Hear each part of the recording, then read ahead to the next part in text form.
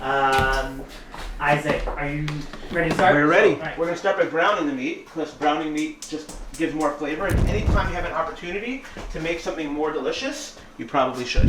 Have a delightful piece of second cut brisket. It doesn't have to be prime or anything, because at the end of the day, it is getting pulled. So you could be like, if you want to be all pretentious about it and only use prime, that's great. I don't see a benefit of doing that when you're pulled beef. Second cut brisket is the cut you want to do. You want to make it more luxurious, go for short ribs, go for flanken. That's all great and wonderful.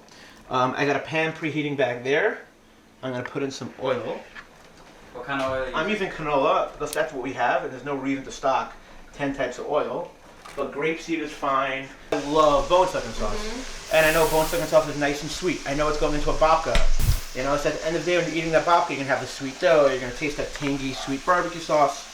So along with the brisket, I'm also going to put some some caramelized onions. Probably a cup of onions. There's a couple onions total in here. Caramelized already in oil, salt, pepper. I'm going to add an entire container of the thicker style bone sucking sauce. And because the sauce is kind of thick and it's going to stick if we pressure cook it directly, I'm going to add some Coca-Cola, equal amounts. It's not sponsored, but you know what it should be. Yo, bone sucking, look out. It's the one and only Eagle Double G. I know, Look out, I've been right? using them for years. Like, what's up, bro?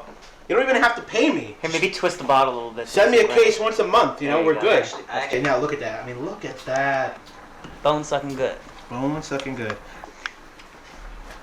We're gonna close it, Okay. and now we're gonna set it to sealing, and then we're gonna forget about it for the next 44 minutes to an hour.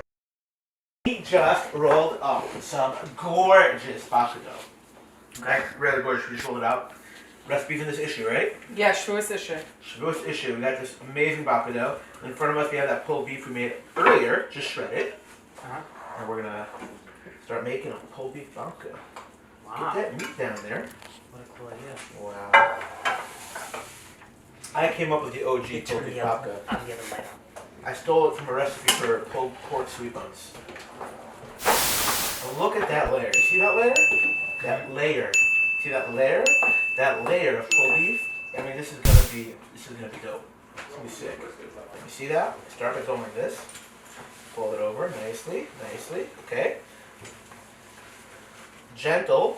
I put a little indentation when I do the roll, just to give it a little bit of a more defined look. Maybe one more, right? I do the same thing. See, like I'm tightening it up a little bit. Just keeps it nice and uniform. And we go again. Getting longer and longer now. See, when I get here, I like to go like this, like this, and here we go. Here is the babka roll. And we're gonna make a traditional babka, and then we're gonna make one of a different tradition, depending on where you. So when we put the dough in a little flat, and it's basically we cut kind of like sticky buns, basically. Like that. And you could even bake them like this. Oh, cool. I mean, I'm actually going to do this, putting it like that right down the middle to kind of want to see what it's going to look like when it proofs up. It's a different shape I'm going to mess around with. Put over here. Right down the middle. A cool little move. You flip up. See all those layers? And then it's like What? Hmm?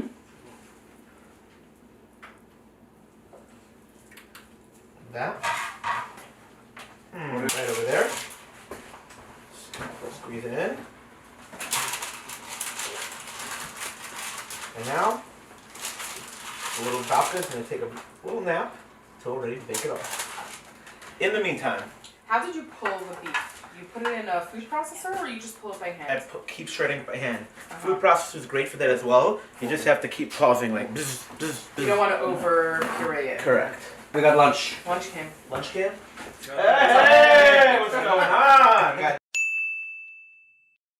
Joe over I here. saw you're in town, so he brought us some of his Lunch. chicken, brisket. Yeah, I had it. What's up? It was delicious, actually. Delicious. Delicious. Very good. Get our babka. I mean, we're getting there. It just needs a little more. You know what? It's fully baked, so it's actually a really nice color for it. So depending on the dough you use, you know, you get different types of color. Remember, it's not a chocolate film, it's pulled beef. And if you're looking at it, like I'm touching the sides, it's like dry. And, you know, it's done. And then I'll take it out. That's how you really know when it holds its shape. See that? That's the original right there.